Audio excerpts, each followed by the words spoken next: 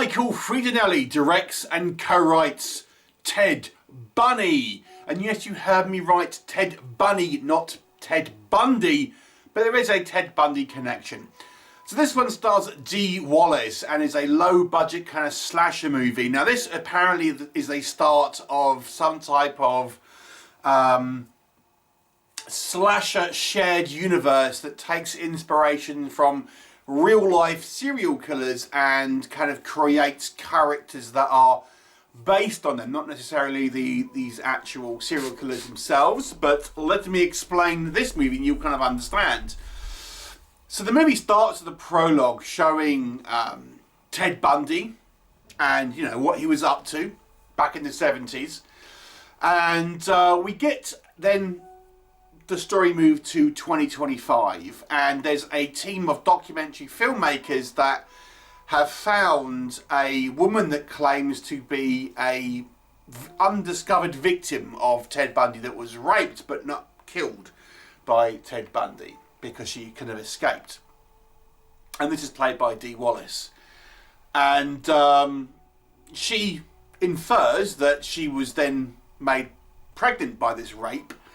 And it turns out there is this serial killer who, because of circumstances that you'll find out, kind of dons this bunny rabbit kind of costume, and is the kind of the bastard son of Ted Bundy and is now a killer in his own right. And what will happen? You'll have to watch the movie and find out. That's all I'm really going to tell you on the plot here.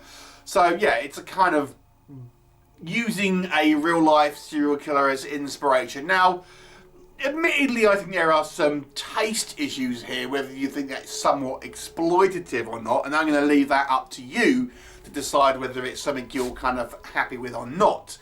But I'm not going to judge the movie on that. That's just really going to be down to a personal choice. Let's talk about what I do think works in this movie. What are the positives? I have to say, I think the Ted Bundy sections are actually done pretty well. For a movie which is clearly low budget, I actually think they do a reasonable job of like the costumes, the hair and makeup, things like that, for the kind of this 70s look. And I think the guy they've actually got to play the Ted Bundy character, and we get an extended kind of prologue showing this kind of flashback. I actually think fairly good. You know, somewhat convincing. Had they made the rest of this movie like a Ted Bundy movie, I think it would have been relatively convincing. I know there's been a few Ted Bundy movies and stuff, but they even reference that in the movie. But nonetheless, I actually think that, you know, this section, you know, in a vacuum, actually looks fairly good, and we do see a couple of other scenes later on with Ted Bundy. So there's that.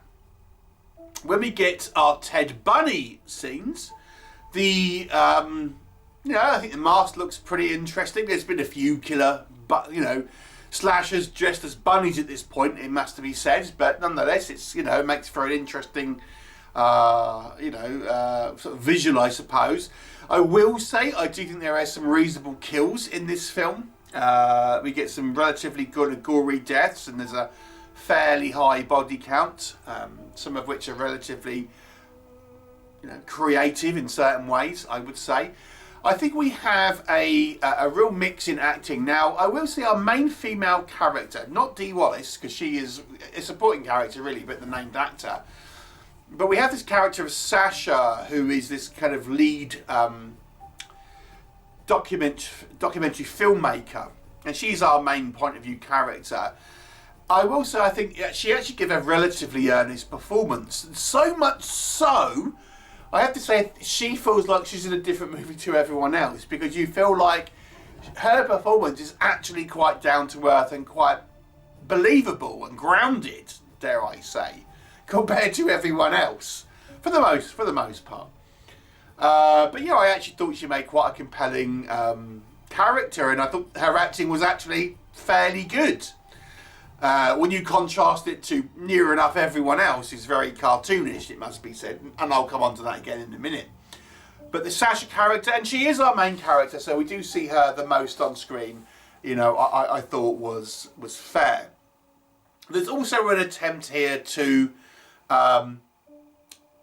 somewhat humanise, or at least give you some empathy towards our killer when we learn the circumstances as to why he may have ended up like this.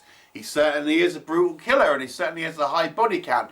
But they do try and give you, a genuine way where you could think, okay, maybe it's not all on him. You know, he's a victim of circumstance, so to speak. So maybe you don't necessarily sympathise, but I do think you might empathise, if that makes sense. So I think that was a reasonable way to kind of give you a bit more fleshed out in regard to this kind of Ted Bundy character. There are some things I have kind of mixed feelings of. They hide his face, his human real face, until towards the end of the movie. When we get the reveal, I have mixed feelings on it. I kind of see where they were going with it, because he has a sort of a sympathetic look, I guess. But at the same time, it kind of looks a little goofy, and I mean that literally. And there's no real reason for that, outside of they want to have a bunny motif. Yeah, so I have mixed feelings on that whole thing. So let's transition to what doesn't work. The bulk of the movie plays like a very typical slasher movie, and when it does, this movie is as generic as it comes, I must say. I think from the somewhat interesting, admittedly somewhat tasteless setup to this movie, kind of making a fictional slasher from a real life serial killer. Again, taste issues there, but again, I'm not going to let that affect my judgment of the actual quality of the movie. But at least that beginning was interesting, and marrying the kind of the true life events with fictional events, I think it's an interesting thing to do. But when we do get just in the story as a main, it is super generic slasher. It really is. And as I've kind of hinted to already, our character of Sasha seems like relatively grounded. Everyone else seems massively cartoonish in the way that they are performed and the way that they are written. We have Sasha's two, I mean, we're meant to believe that they're sort of somewhat, they're described as responsible friends, and they are basically cartoon characters, and they're just there, they're clearly there for just the cannon fodder. So we have these two friends turn up, and you think, oh my, these look like they've walked out straight from a Bugs Bunny cartoon. It's ridiculous. And then we have this policeman that is helping Sasha, and it's so poorly written that you can't believe this is a genuine policeman. I mean, they should have just made him a vigilante. The fact that this guy's meant to be a serving policeman, but he just seems to just ditch off his duty and goes rogue. I mean, they say, he's reported as a bit of a rogue policeman, but he just doesn't do his job. He just goes off with this woman and does like things with her, and like, he just shouldn't have been a policeman. He should have been maybe someone who had been on the force, or just a vigilante who is like a true crime enthusiast or something like that. The fact that he's meant to be a serving policeman when what happened in this movie happens, it's just so silly. The fact that they don't call for backup when they find like a pile of bodies. He just goes rogue and kind of wants to kill this guy. It's like, well, that's murder then, because you will get done for murder. It's just silly. And there's just situations in this movie that are just ridiculous. Like they search D. Wallace's house, and this policeman and the Sasha character, they find like crime scenes, bones, all different human remains, masses of evidence of murder. Do they call the authorities? No, they don't. They just go in and ask D. Wallace some questions and sit down for a cup of tea. It's like, oh my god, So we have a very odd movie with these mix of tones. We have the kind of the beginning of the movie in your Ted Bundy scenes, which are played very straight, seem quite sort of like dramatic and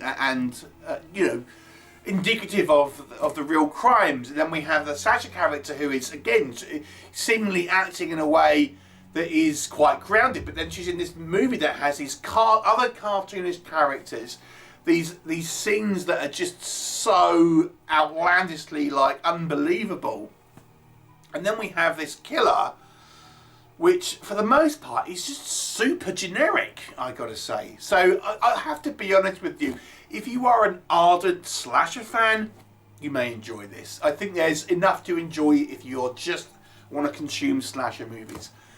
But if you're a little bit discerning about the movies that you watch, horror movies, and you know you're not a huge slasher fan, this offers you nothing new really, and I think it offers more wasted opportunities than it does anything else.